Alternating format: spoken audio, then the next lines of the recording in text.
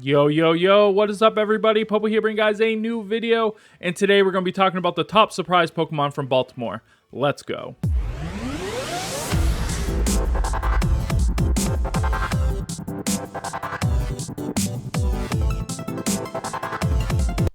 Welcome, everybody, and today we're going to be talking about the top 5 Pokemon that surprised us at Baltimore.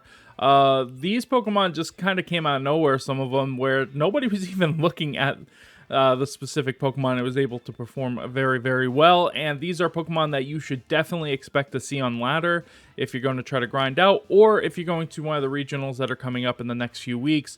So it's important to understand these Pokemon and maybe even test them out and try them and see how it goes for you.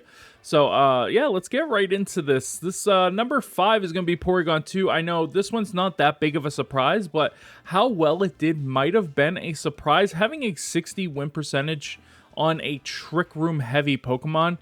We see that it went 280 out of and 188, so that's pretty good. Top placement was 3rd with Dewey's team. Sorry, my apologies.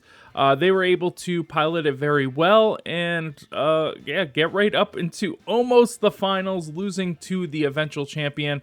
So credit to them.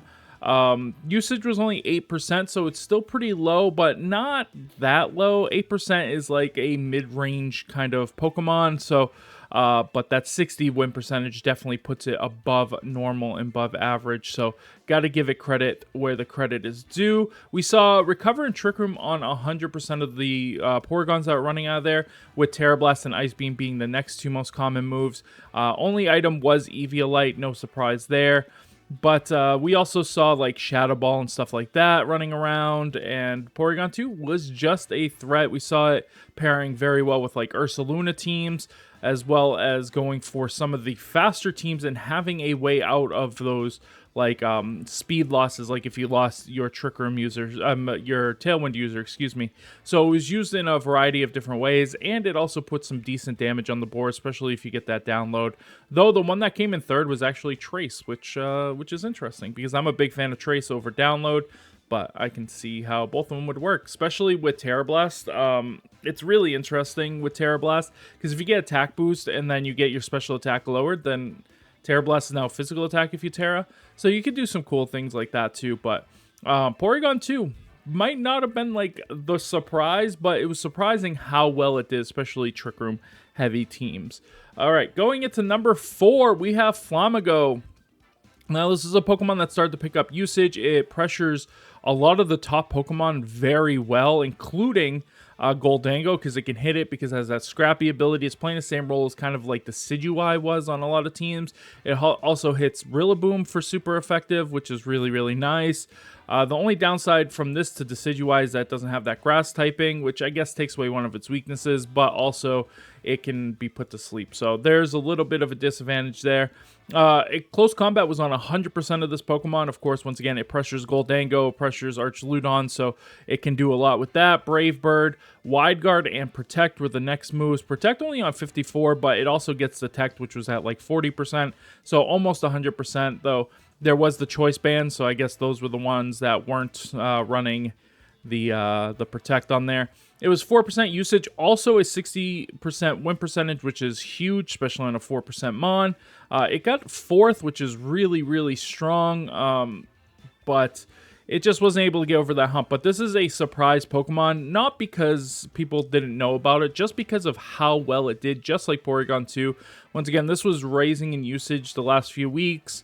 So it's really interesting to see how well it was able to perform, and now this is a Pokemon that's going to be on a lot of teams. This is a very splashable Pokemon. We saw it on Trick Room compositions as well as really fast compositions. We saw a couple of different Terra types, including Stellar, and we saw like fighting and ghost, so there was kind of a lot it could do with that too. So this is a pretty good Pokemon that I think we will continue to see usage. It's very frail and not super easy to use. We saw Focus Sash, Life Orb, and Choice Band as the only items. Focus Sash being probably the best choice in my opinion, but it depends on the team composition as well. Number 3 is Delphox. Now, this is a Pokemon people had been speaking about just a little bit. We see 2% usage. This is kind of replacing Armrouge. In certain ways, it's much, much faster. Has like base 104 speed, so 104 speed, sorry. So it can pressure really fast compositions, and you compare it with like Indeedee, and you can have like choice. You can have like choice specs, and you can have choice scarf on those two, and just go for expanding forces, which is what we see here. See expanding force, heat wave, protect, and Terra Blast is the last one. We saw fighting Terra on one of these. A lot of them are fire Terra though. Win percentage 60% again on a 2% usage mon. It only got up to 18th place, which isn't the best, but still getting a top cut, because that's top cut now with the way it works, is very, very good result. We have Life Orb, Choice Specs, and Psychic Seed, and we saw this on Spam teams. That's basically the only usage for it. And it was only Blazes out there, I think. I don't think there was really any Magicians, and if there was, I don't think they performed very well. I think the Blaze compositions performed much, much better. The Magician is a pretty interesting one with the Psychic Seed, so I wonder if people were running that together, but yeah, you could just steal items. I wonder how that works with Expanding Force. Do you steal the fastest Pokemon's item? I'm not really sure how that works.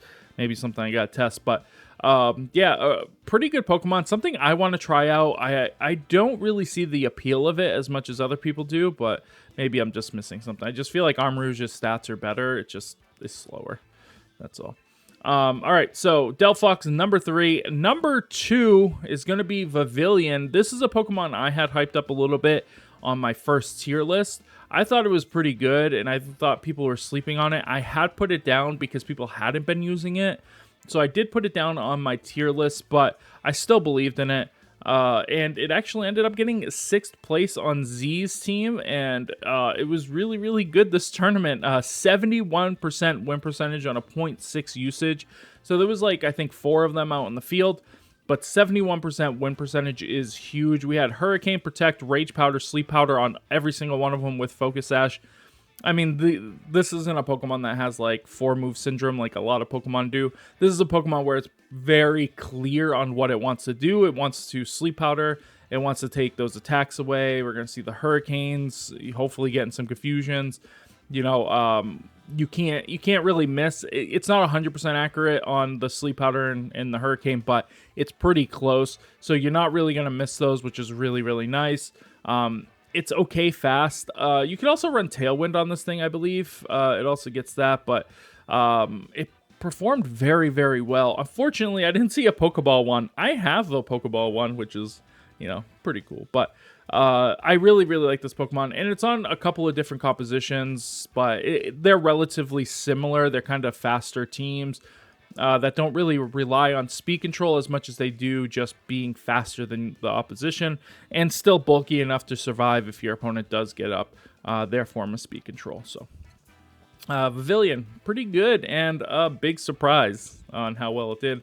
But number 1, and I think you all already know what this number 1 is going to be, it's Toedscruel. Yep, Toedscruel. Of course, you're going to see this Pokemon everywhere because it was used by Wolf Glick and Justin Karras in the regionals, and it got 9th place, which was Wolf Glick. I think Justin was just outside of top cut, just kind of barely. It went 18-5 between the two of them, which is insane. Wolf went undefeated on day 1. I think he ended up going, just like at Worlds, like 10-0, and then losing 2 games. Covert Cloak was the item that they chose to use. This made it so it couldn't be faked out. It was Water Terra too, which was pretty good for it. Acid Spray, Earth Power, Rage Powder, and Spore. Of course, what holds this Pokemon back is its ability, which means it can't use Spore. It uses Spore at like a negative priority, but if you have Wheezing out, it uses it regular, and it's such a fast Pokemon. So, and there's a really interesting mechanic I didn't know about going into this, is if you switch out Wheezing, Toedscruel still goes fast for that 1 turn, and it's because the speed order's picked.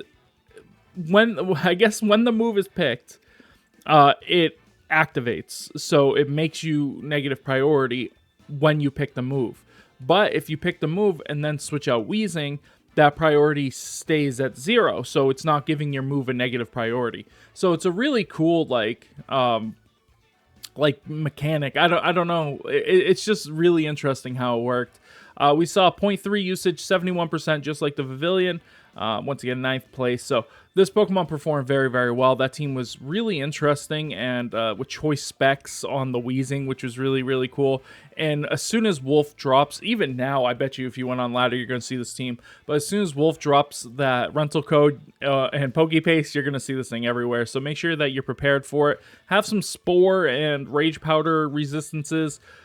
Make sure you have something that can hit this for pretty good damage, or at least hit the Weezing for some pretty good damage, or else it's just going to take over you. But yeah, those were the top 5 mons that I thought were really surprising and performed very, very well. If you guys have one that you really enjoyed, make sure you guys talk about it down below. Let me know. And if you guys enjoyed this video, make sure you guys thumbs it up. If you're not subscribed, make sure you do so. And I'll see you guys on the next one. Bye, everybody.